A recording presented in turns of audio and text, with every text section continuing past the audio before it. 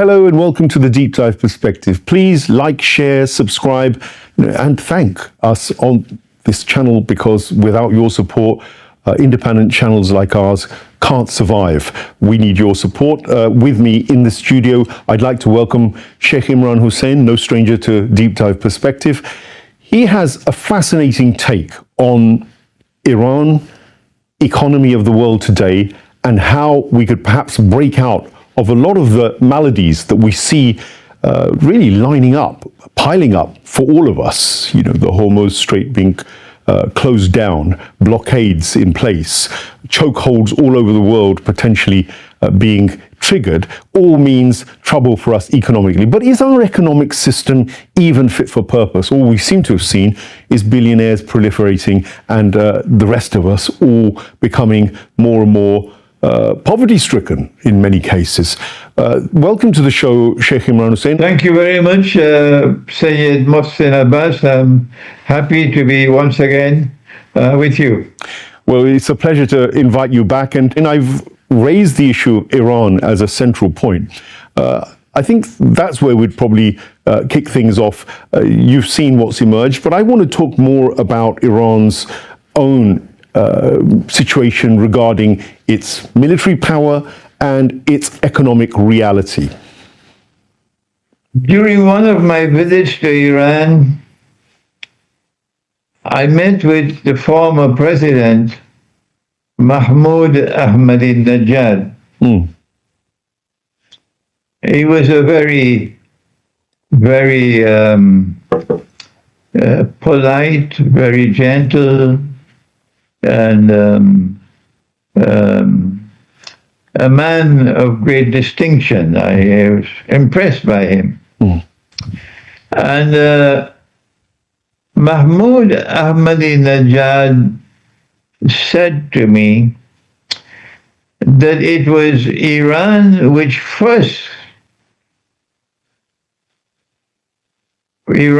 the first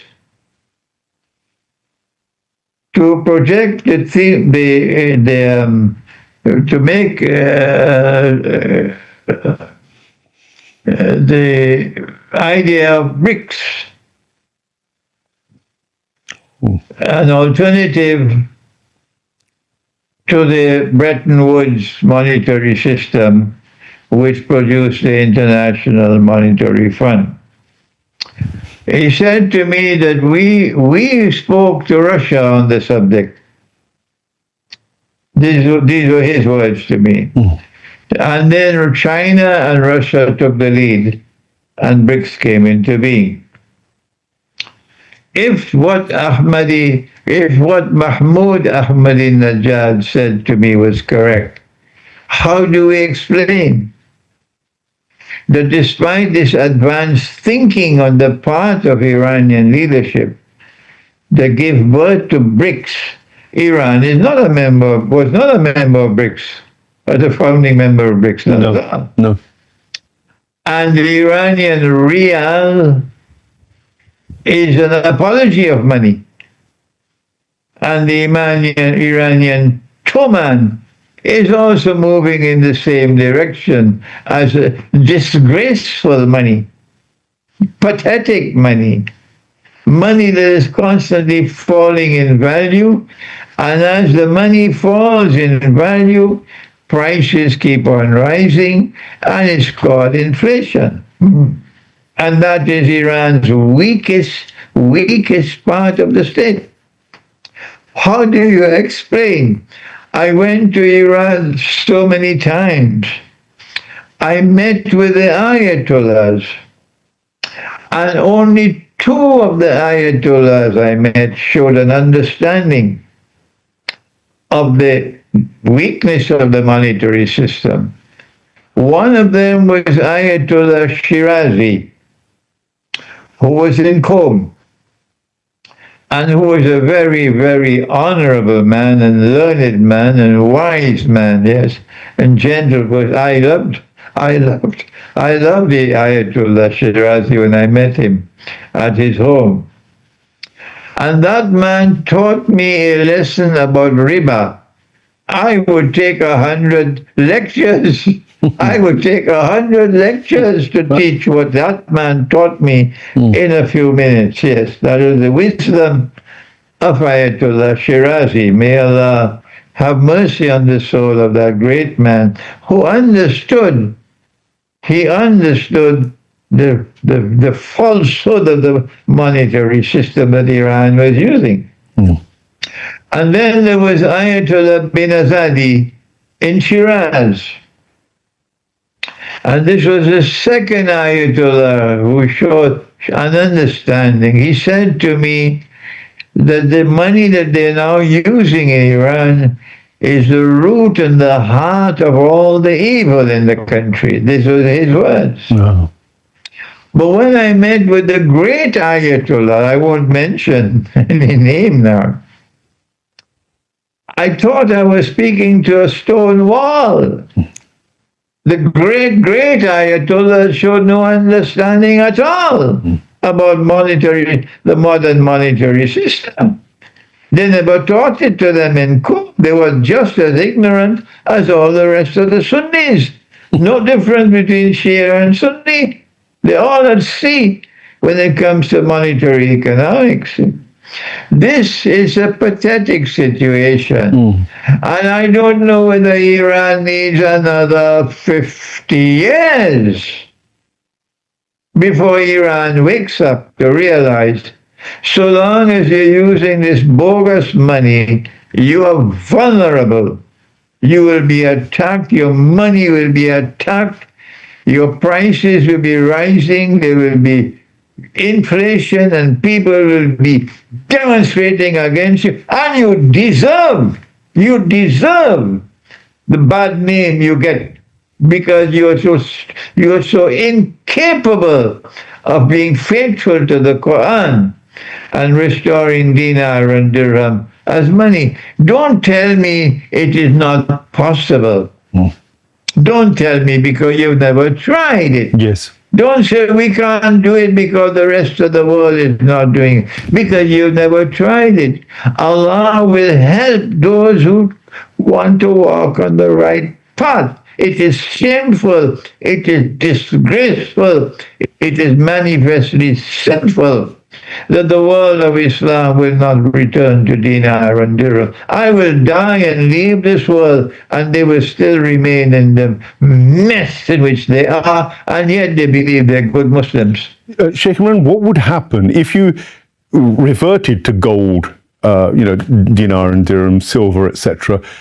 The trade, of course, you'd make coinage, and internally within a resistance economy, which Iran has been forced to adopt, really, again, many of the neoliberal banking fraternity within Iran, who were probably trained in the West, just as many medical doctors would have been trained, in fact, still seem to bow to the WHO, the World Health Organization, which worries me as well, to be fair.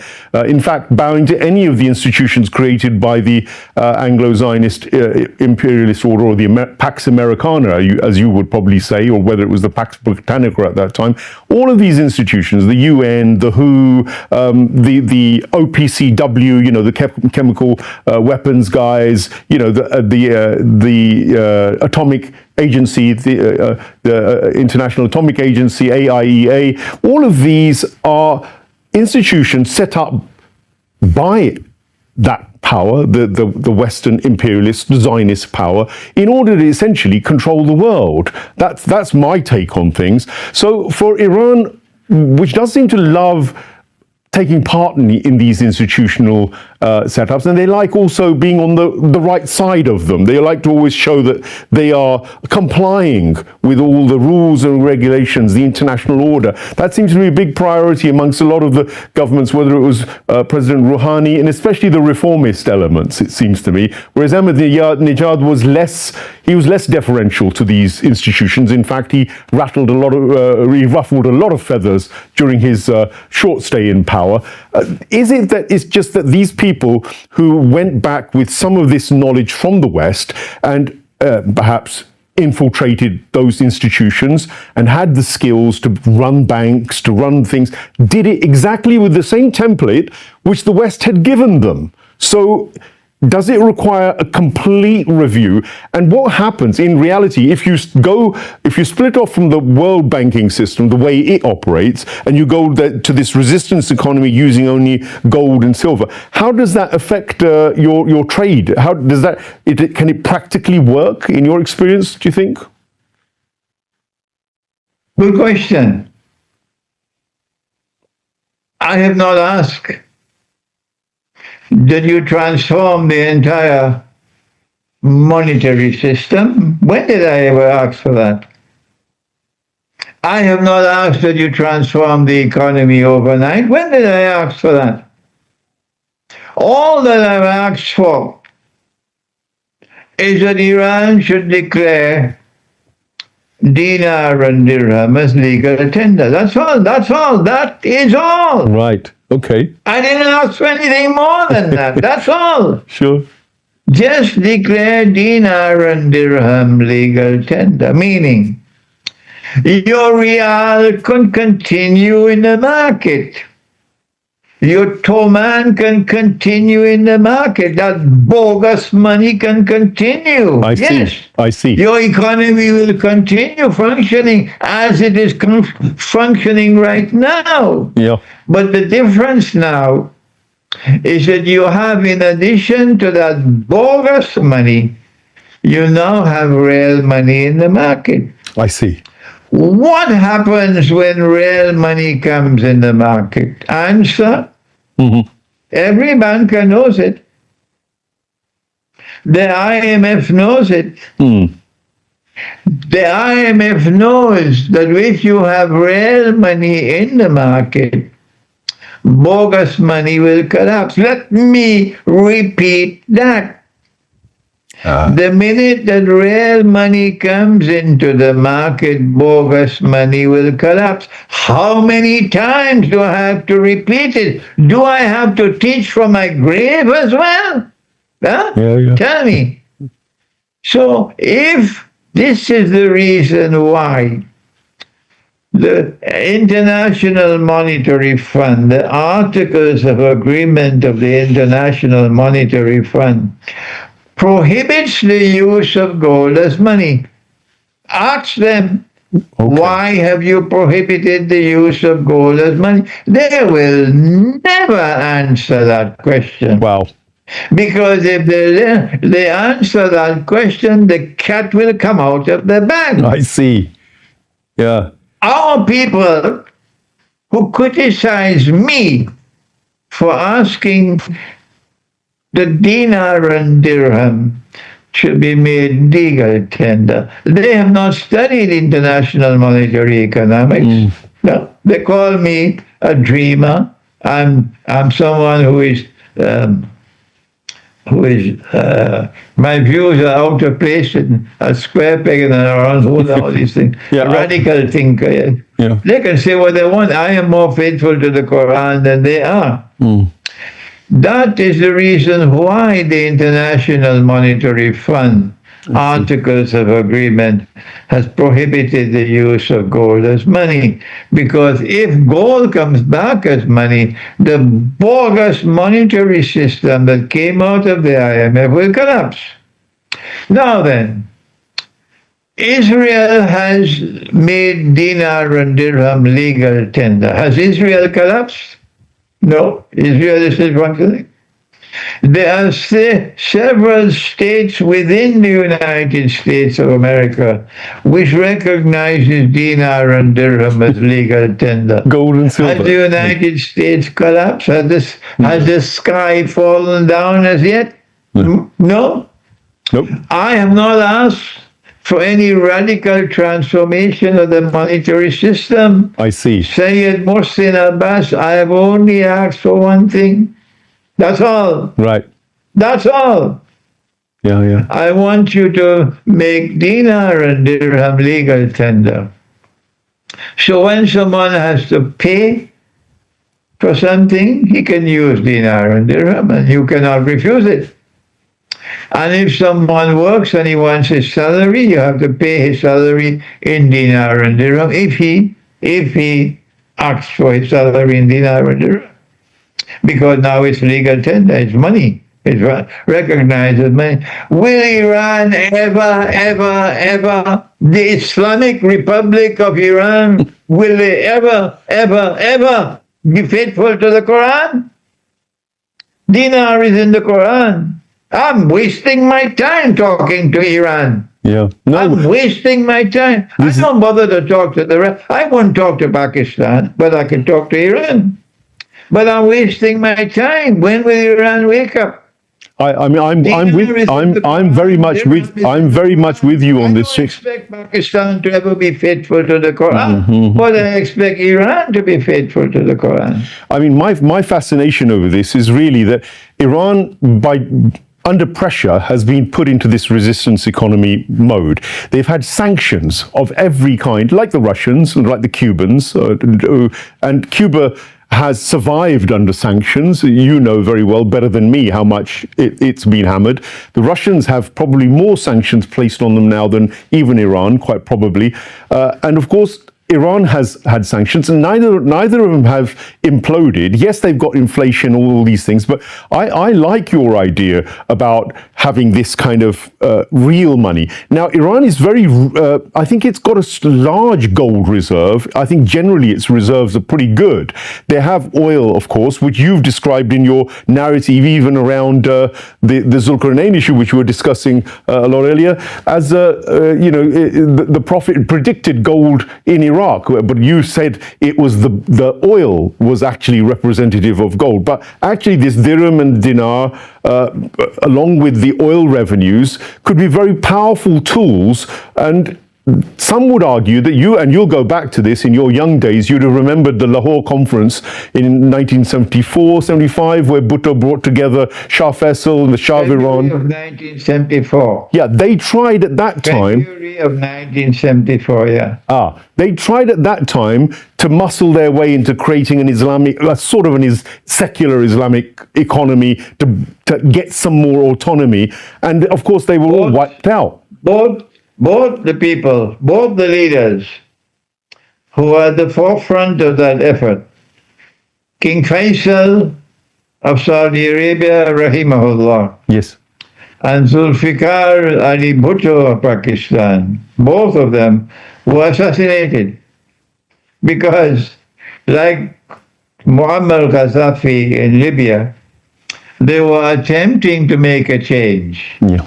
But the traitors who now rule over us are too scared to do what Faisal was trying to do, what Bhutto was trying to do, what Gaddafi was trying to do.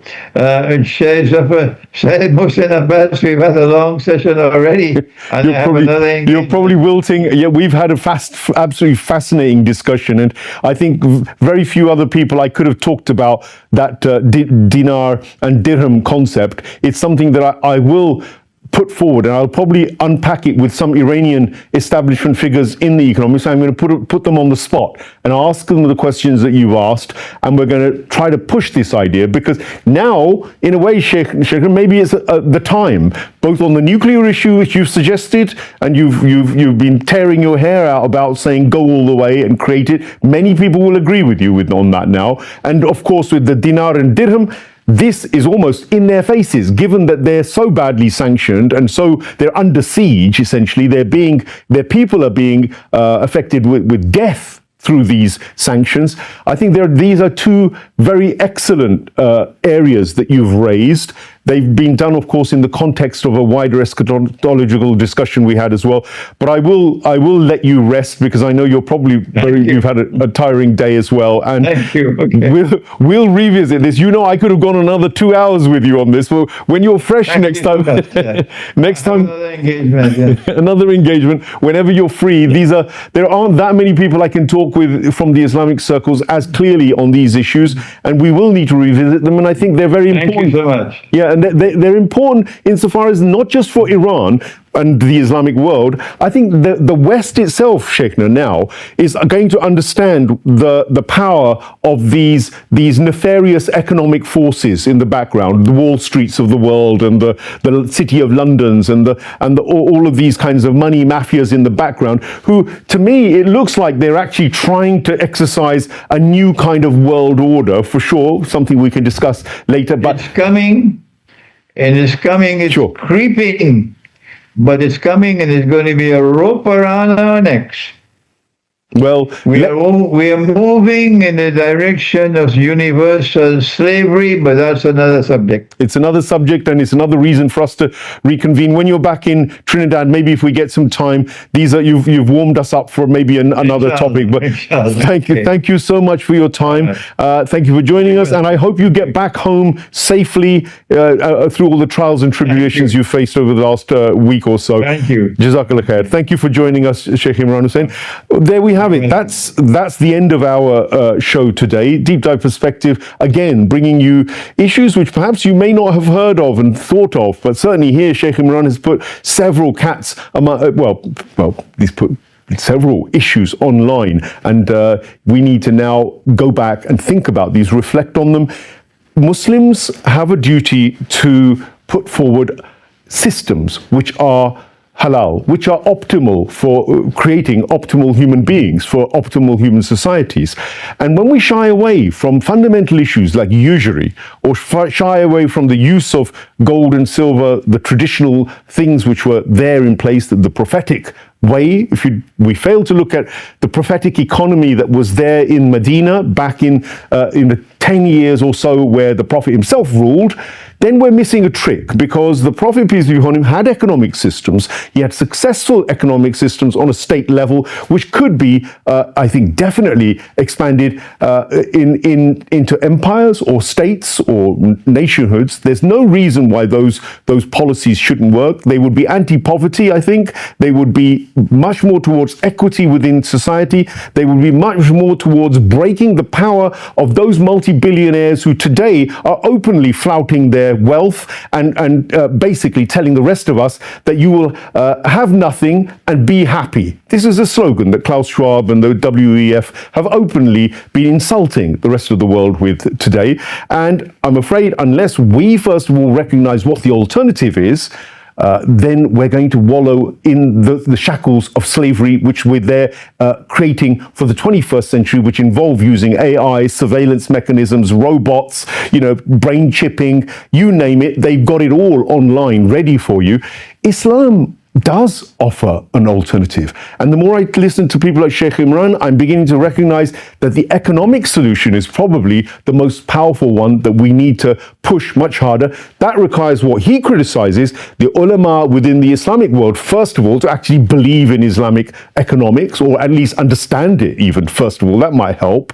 And you can't understand it unless you address it and unless you try to create models and institutions. So I'm with Sheikh Imran on these critiques. I think that he's got a point. There's a real serious discussion for Muslims to have, and there's a serious discussion for people in the Marxist left and in the capitalist circuit as well, to understand that your systems have already failed and they're already making the rich richer, and now you need to think carefully about what the solutions are, and don't write off the Islamic solutions, because they're there.